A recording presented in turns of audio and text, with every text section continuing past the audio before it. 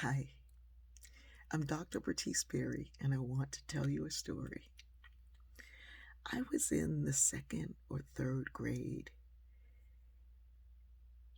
My elementary school, George Gray Elementary School in Wilmington, Delaware, had the wherewithal to understand the importance of the arts for inner city children.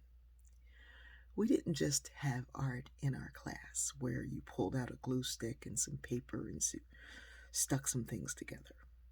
We had an art class with its own art teacher. I think her name was Miss Goss, and she was magical. She had a round, pretty face and a pixie bob haircut. She was a white woman in a predominantly black school. I keep saying predominantly. There were like four white kids, maybe more. Anyway, Miss Goss's classroom had prints of all the masters. The ones I remember the most were by Picasso. She also had works by artists whose names I still don't know. There were sculptures and paintings and watercolors. And we got to dabble in some of all of this in the second and third grade. The art teacher would always bring in friends of hers who were artists. And this was the 60s, so artists were important. I remember once Jeffrey Holder came to our class. He was performing somewhere nearby. Wilmington was a testing ground for lots of plays, and he was performing somewhere there, but he was also an artist, so he came in with some of his art.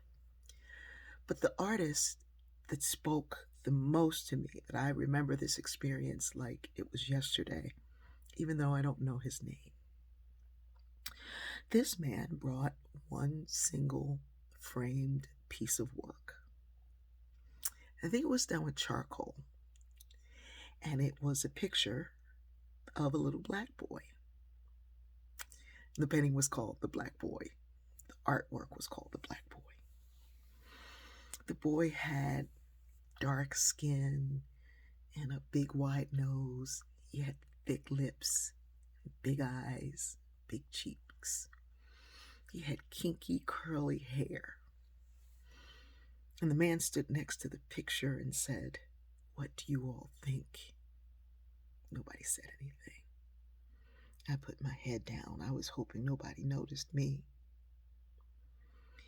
I could feel his presence as he walked closer to me, and we were all sitting on the floor, on the rug, legs crossed, staring up at him. But I was looking down. He got closer to me, and he said, "Nobody? Nobody?" I might have put my hand up, but I think he called on me. And he said, "What about you?" And I said, with all the confidence of a second grader, "I think he's ugly."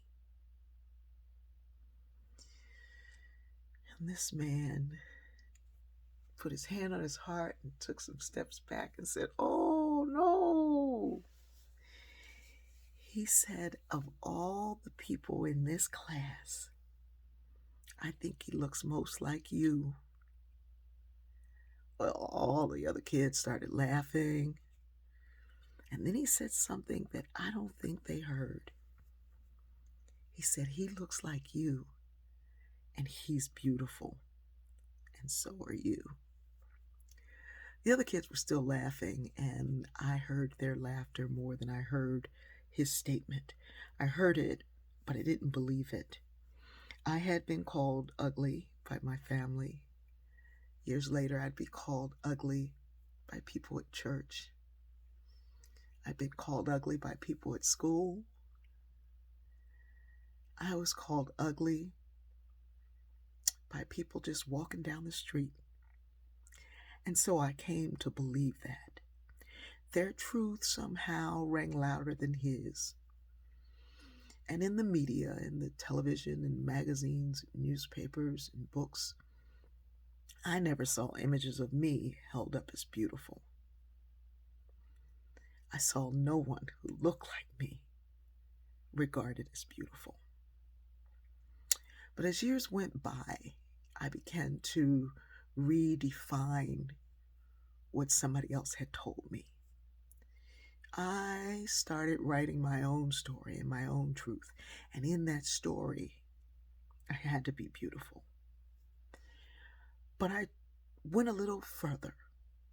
Even though, in order for others to be beautiful, they saw me as ugly, I decided that I wouldn't do that. I would get rid of this notion of zero sum, that I could be beautiful and others could be beautiful also, just different. That I could be smart without making anybody dumb. That I could be wise without it making anybody else a fool. That I could be loving without making anybody else evil. Someone wrote yesterday that we are all the heroes in our own story. I know too many stories that are told by the person themselves where they are not their hero. They are the victim, they are the loser, they are the enslaved. When someone else tells your story, they get to be the beautiful.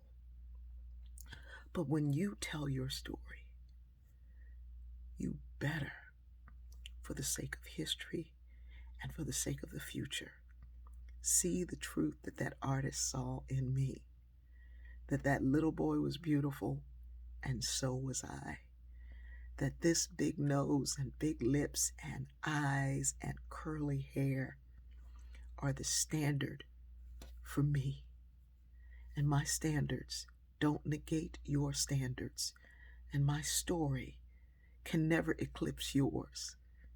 Our stories are big and wide and beautiful to us and for us, and they must be. For your world to continue, you need to begin to see yourself like God does. You are beautiful and wonderfully made. I love you.